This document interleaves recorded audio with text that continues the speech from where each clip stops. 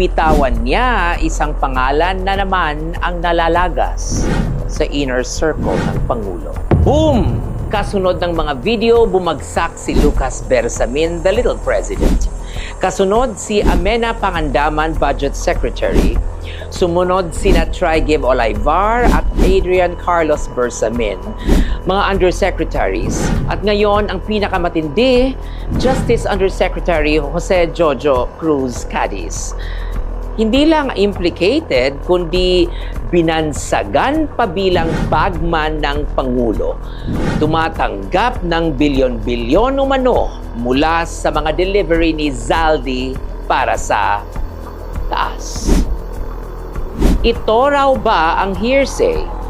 Kung lahat ng naririnig mo ay fake, bakit parang lahat ng nasa gitna ng kwento nagre-resign? Sa harap ng kamera at palasyo, walang basehan, puro imbento, pabalikin nyo muna si Zaldi para magka-credibility.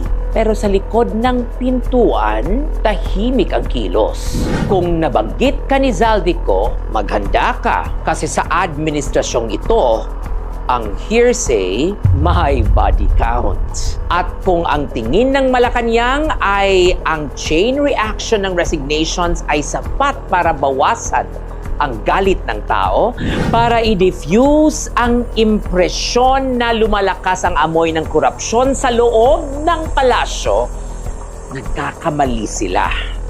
Dahil obvious na ngayon, hindi ito house cleaning, damage control ito. At pangit ang pagkakasulat ng script.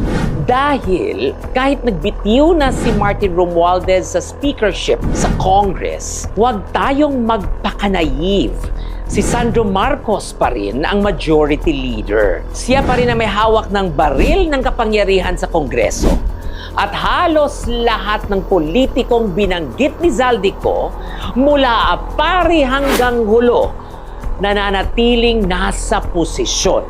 May hawak na kapangyarihan at hindi man lang nababalutan ng imbestigasyon. Kaya sino ba talaga ang niloloko ng palasyo? Tayo ba o ang sarili nila? Kasi kung ang intensyon ng mga resignation ay patahimikin ang tao, pakalmahin ang perception o tapyasin ang galit, then they misread the country completely. The more they purge the pawns, the more the public sees the king.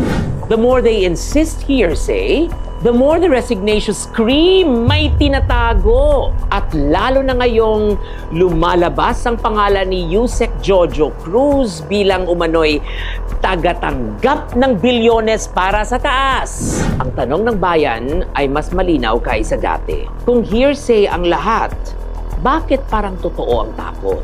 Kung walang bahid ang Pangulo, bakit ang bilis niyang maupos ang paligid niya?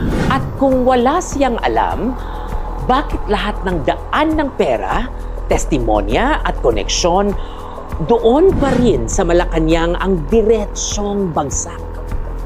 Sa dulo, hindi na si Zaldico ang nagdidikta ng narrative.